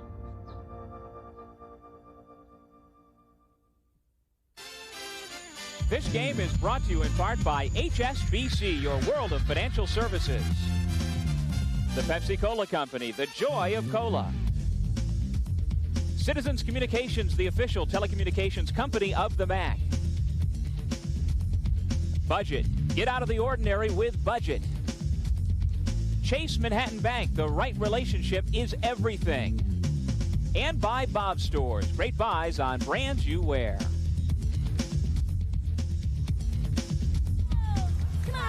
on, 71-61, Purple Eagles lead the Red Foxes, and Terry Edwards and company trying to hold on to that lead. It was trimmed to 7 just moments ago, but the Purple Eagles answering right back in transition. Well, this was such a big shot because this kind of broke the momentum of about 3 or 4 minutes of great defense by Marist, and Edwards standing on that three-point line. Easy shot.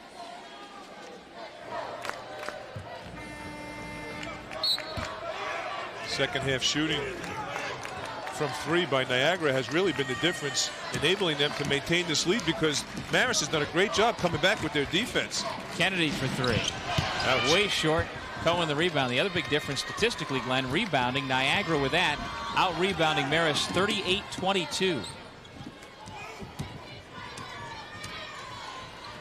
Not only are they shutting down Kenny, only 5 field goal attempts, but they're also keeping him off the boards as well. Yeah, real quiet afternoon for Tom Kenny. Purple Eagles taking more time off the clock. Shot clock you see in the lower left-hand corner of your screen as Green misfires. Edwards the offensive rebound. The Purple Eagles continue to control the glass. Bernoski did a great job of keeping the ball alive, so he's just so quick to the glass. Nice job by Kennedy defensively. We've got a scrum on the floor and a timeout called by the Purple Eagles. Darryl Green looked like Earl Campbell covering up that ball. And the Purple Eagles were able to get a timeout. Got to give him shoulder pads and a helmet. He looks like he could be a running back. He does. Short, compact body. Well, let's take a look at today's Pepsi Slam of the game, and it's been a relatively quiet game for Tom Kenny, but he did rock the iron in the first half. Senior center for the Red Foxes, Tom Kenny, our Pepsi Slam of the game. Pepsi, the joy of cola.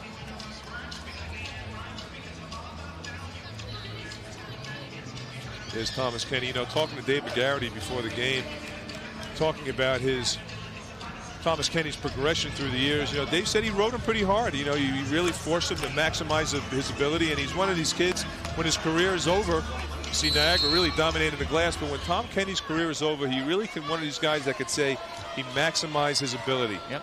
It's not going to be one of these kids that says, hey, you know what, if I would have shot more, if I would have did this more or that more. He had a great senior year. Second team All-MAAC performer. Their season's not done just yet. Trailing by 10. Stewart with the shot clock at 4 connects. That's 31 points for the 6'3" junior from Greece, Olympia High School in Rochester. 73-61.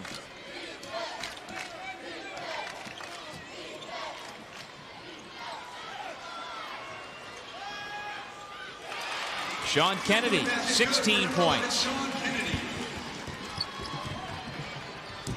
73-64, back within 9, 2:20 to play.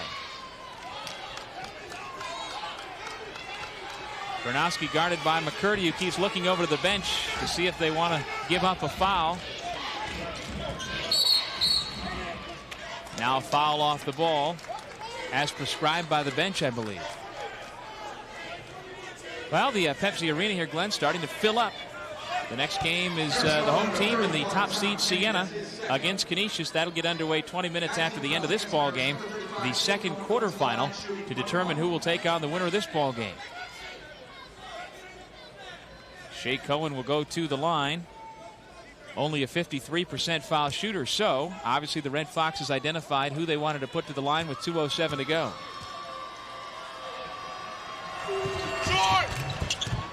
Kenny the rebound, so a good foul as it turns out.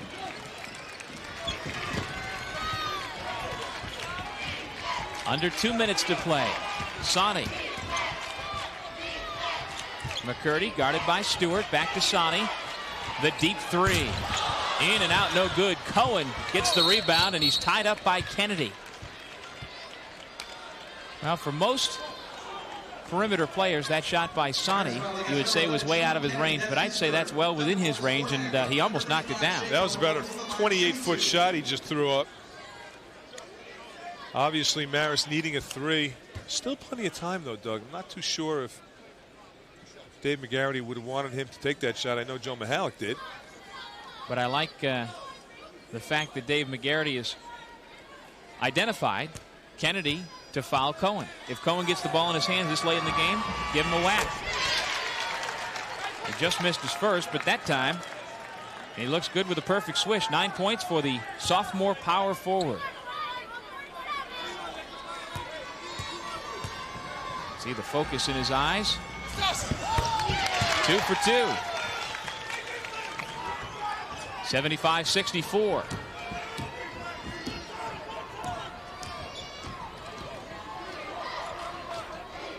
McCurdy. That time he couldn't kiss it in off the glass. He gets his own miss, though. Whistle and a blocking foul. And Terry Edwards is fouled out for the 9th time this year. Well, you talk about a guy who is not going to leave any regrets on his last game, should this be the last one for Marist, is Joe McCurdy. With that broken wrist, still going strong. And every time we get a cutaway, he seems like he's in pain, but he just keeps on playing for Dave McGarity.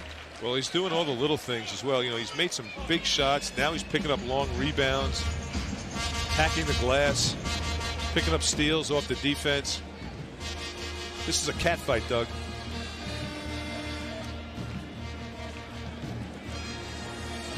Today's Pepsi player of the game, Niagara junior guard DeMond Stewart. So far 31 points, 9 boards, very nearly a double-double. And he has had the stroke, had the touch, had the feel, whatever you want to call it, right from the opening tip. He's our Pepsi player of the game. Pepsi, the joy of cola. And he's been the go-to guy that Niagara's been using on broken plays, shot clock kicking down, one-on-one isolations. Terry Edwards. Consistent game for 40 minutes.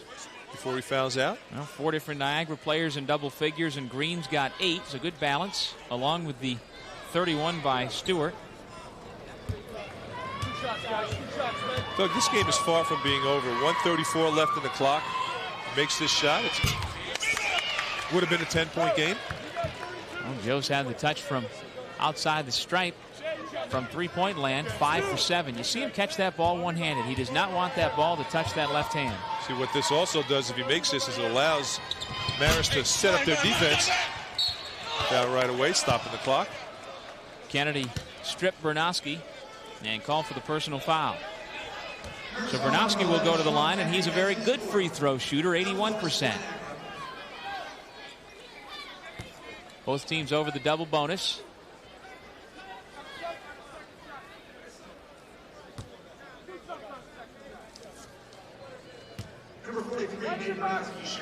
Nate Bernowski, 6'4" senior from McMurray, Pennsylvania, and member of the MAAC All-Academic team. He's a grad student at Niagara, got his degree last year, his undergraduate degree in education, and remember last year he was juggling his student teaching and now working on his graduate studies. It seems like only yesterday when we were here last year, Niagara came into the tournament the #1 seed. They got bumped by St. Peter's. So there's some fire there, and this is something that Joe Mihalik was talking to the team about. Let's not get snake bit again. Well, I've been saying it for a few weeks that there are a bunch of teams who are going to be tough outs here in this tournament. We got Fairfield later on as the #3 seed, going to be a tough out. Obviously, Iona and Siena, the top 2 seeds, are going to be tough outs. Marist is a tough out, and Niagara certainly not an easy team to face here in the postseason. See, when Joe Mihalik gets performances from guys like DeFutis, Dobrich, and Bernowski, those guys make shots. Niagara's a very tough team because you know what Darryl Green's going to do, and you know that DeMont Stewart's going to score in the open court and make 3-point shots. But these guys, quote unquote, the ancillary players, Shea Cohen did a great job off the bench for Niagara. Points, rebounds, defense, stopping Kenny inside. If they can get performances like that from those guys, Niagara can play with anybody in this league. Well, the Purple Eagles really shortened their bench today, but that bench is produced. You really see the disappointment on that foul, that time fouling out. Sean Kennedy. And Shea Cohen. Very productive for Joe Mihalik. DeFutis, meanwhile, with a nice game, 12 points. Another member of the All-MAAC academic team, an accounting major. Christos, they call him Toast. The toast of the town out in Niagara. Actually in Lewiston, the Niagara University campus in Lewiston, New York. Dobrich picks up his third. And Sonny will head to the stripe. Junior from Orlando, Florida. And speaking of MAAC All-Academic members, he's another one. Business and marketing major. Dual major at Marist. Niagara's done a nice job on him, though, bottling him up, not allowing him to get the open looks that he likes from the perimeter.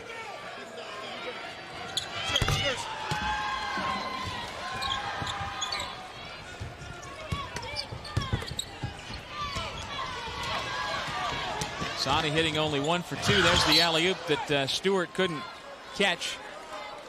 Free throw shooting today, Glenn, 10 for 20 for Marist. Ouch.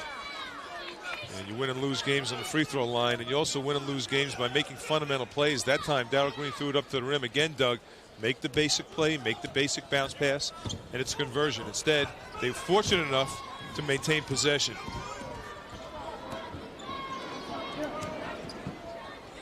.12 on the shot clock. Under a minute left on the game clock of our first men's quarterfinal here at the Pepsi Arena in Albany.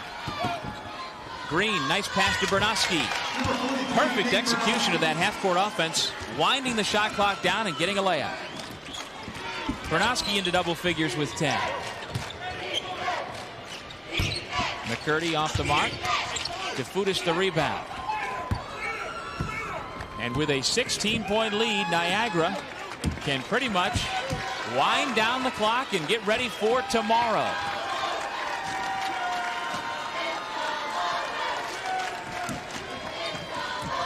Well, Coach Joe Mihalik on Thursday during the awards ceremony joked that last year Niagara had all the pressure as the #1 seed. He was the coach of the year on their home floor or home region. Happy to come in without that pressure this year, and they played pressure-free here this afternoon. And with that basket, a convincing win over the Marist Red Foxes. Your final score, 83-65.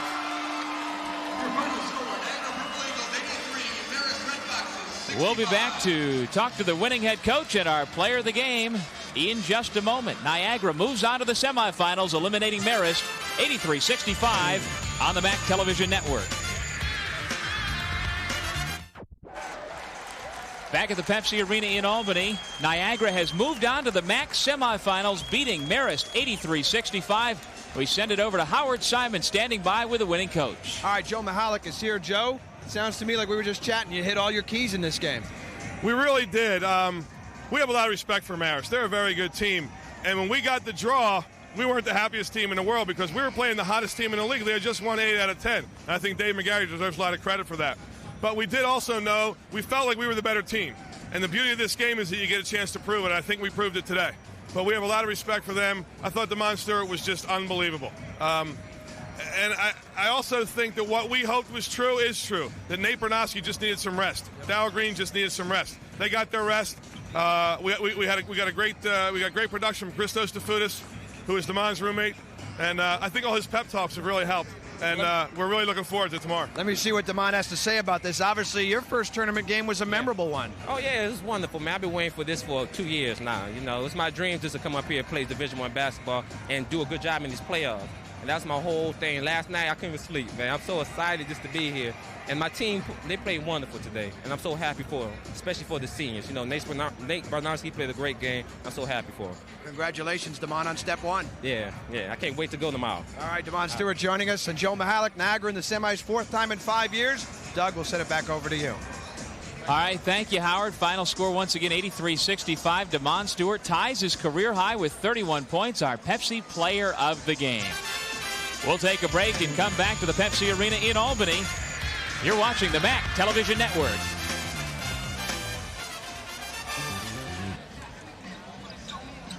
Back in Albany at the Pepsi Arena, Game 2 of the MAAC Tournament quarterfinals coming up in just a few minutes. And we'd like to welcome those of you watching in the metropolitan New York area on Metro Guide for the upcoming game between Siena and Canisius. In the meantime, Doug Sherman, Glenn Consor, Howard Simon back with you. And the game we just saw, 31 points, tying a career high for the league's leading scorer, DeMond Stewart. He showed up as advertised. Well, he did it all offensively. When Niagara did a great job of getting into their transition game, they got the ball to Stewart, who was leaking out a little bit. When they got into their half-court sets, Stewart did a good job of making three-point shots, also attacking the Marist defense off the dribble. But you got to give Niagara a lot of credit for shutting down Thomas Kenny, one of the hottest players in the league. Only held him to 5 field goal attempts, and I think that was the storyline the first game. Okay, let's check the MAAC tournament brackets as they move on to the semifinals. The Purple Eagles await the winner of this upcoming game between the top-seeded Saints and the 8th-seeded Golden Griffins. And then this evening, Fairfield against Manhattan and Ryder against Iona here at the Pepsi Arena, all culminating Monday night. A 7 o'clock tip-off. Originally, it was a 7:30 game, the championship, but it's a 7 o'clock tip-off here at the Pepsi Arena on Monday night. One of these teams will be going to the big dance in the NCAA tournament, and it could be the Purple Eagles. We talked about that DeMond Stewart seemed to play possessed. He was snubbed in his mind, not making the first-team All-Stars, and he was pumped right from the outset. Yeah, he played with great intensity in practice yesterday, which was an extension for today's game. Darryl Green also did a great job of getting him the basketball in areas where DeMond can score, and I think that was the difference in his game today. And Cohen, DeFoutis, Bernowski, role players all in double figures. Purple Eagles had a great effort. We'll be back with more MAAC basketball after this. Welcome back, everybody, to the Pepsi Arena in Albany. We are in between games of our men's MAAC quarterfinals. Siena coming up in just a moment against the Canisius Golden Griffins. In the meantime, it gives us a chance to talk about Special Olympics. They are an organization closely tied to the Metro Atlantic Athletic Conference, and we bring in Jim Smith from the Special Olympics. And this is a relationship that really has blossomed. And for both sides, Jim, talk about what it brings to the Special Olympics and for the MAAC. It certainly has blossomed over the past couple of years. The MAAC and Commissioner Enser have given us an opportunity to bring our athletes out to events like this and show them off in front of the MAAC crowd, in front of the fans, in front of the student athletes, and it has just meant the world to us. It is for us, it's a perfect fit. We're sports. The MAAC is all about sports, and we're really, really happy about how it's gone so far. I'll tell you, on the Thursday night tip-off banquet, you had Lee Tchaikovsky, and she really did a marvelous job of showing what Special Olympics is all about. Yeah, well, she got up in front of close to 700 people, the biggest crowd she has ever spoken in front of, and she showed the courage, the confidence, and a lot of the things that Special Olympics helped to provide her with. Okay, Jim, we want to bring in one Special Olympian. We've got Kevin Brown with us. Welcome, Kevin. Can you talk to us about what Special Olympics means to you and being at an event like this means? It means to me that you can compete in games so we can show other people out there what we can do and stuff. And I see that you can do quite a bit. You've got several medals. Tell me about those medals that you've won. I won 3 of them in Reno, Nevada, Lake Tahoe, California for skiing. And then I got 1 in Minneapolis, Minnesota for volleyball competition. And the other 2 I just won 2 weeks ago in the state games and cross-country skiing. Well, thank you for joining us, Kevin. It's our pleasure. Kevin Brown from the Special Olympics. We'll be back to the Pepsi Arena in just a moment. We're between games of our men's quarterfinals on the MAAC Television Network. Niagara has already reached the men's semifinals. Which one of these 2 teams will advance? We're winding down on the opening tip between the Siena Saints and the Canisius Golden Griffins here at the Pepsi Arena in Albany. Welcome back, everybody. Doug Sherman along with Glenn Consor. What do you see in this ball game, Glenn? It's the heavyweight against the underdog. Well, it really is. It's a contrast in strength and also style. Canisius is a type of team that's very young. They're going to have to handle a team that's very deep. A lot of people think that Siena's a little bit like Noah's Ark. They have 2 of everything. They go deep in every position on the floor, from point guard to center position, and they're a team that presses very well. Canisius, a very young team, is going to have to handle the pressure. Meanwhile, the Golden Griffins have Darren Fenn in the middle. I don't know if you've announced it yet, but on your all-improved team, he's got to get consideration. He really is. Darren Fenn is one of these guys that can really control this game inside. I'm not too sure if Siena has a guy that can contend Darren Fenn, and one of the things that he can do also is offensive rebounds, so it's not going to be a cakewalk for Siena. One thing the Golden Griffins have done historically, Glenn, is hang around. They may not beat Siena, but every time the Griffs come into this building, they give them a ball game. Yeah, they're going to have to handle the pressure and limit their turnovers and expect 40 minutes of pressure. Well, this arena is really starting to fill up. We've got the men's game that was scheduled for 2 o'clock coming up in about 5 minutes. The Purple Eagles already into the semifinals. Now for Niagara, you just sit back and relax and watch the rest of the day. Well, knowing Joe Mihalik, he's a key guy in preparing. He's one of these guys that really understands how to prepare for tournament games, and you know he's going to sit back, but also congratulate a team that came in very loose this game. All right, Niagara is in the semifinals. Who will join them to meet them tomorrow? We'll have those answers coming up for you with Siena against Canisius. You're watching the MAAC Television Network.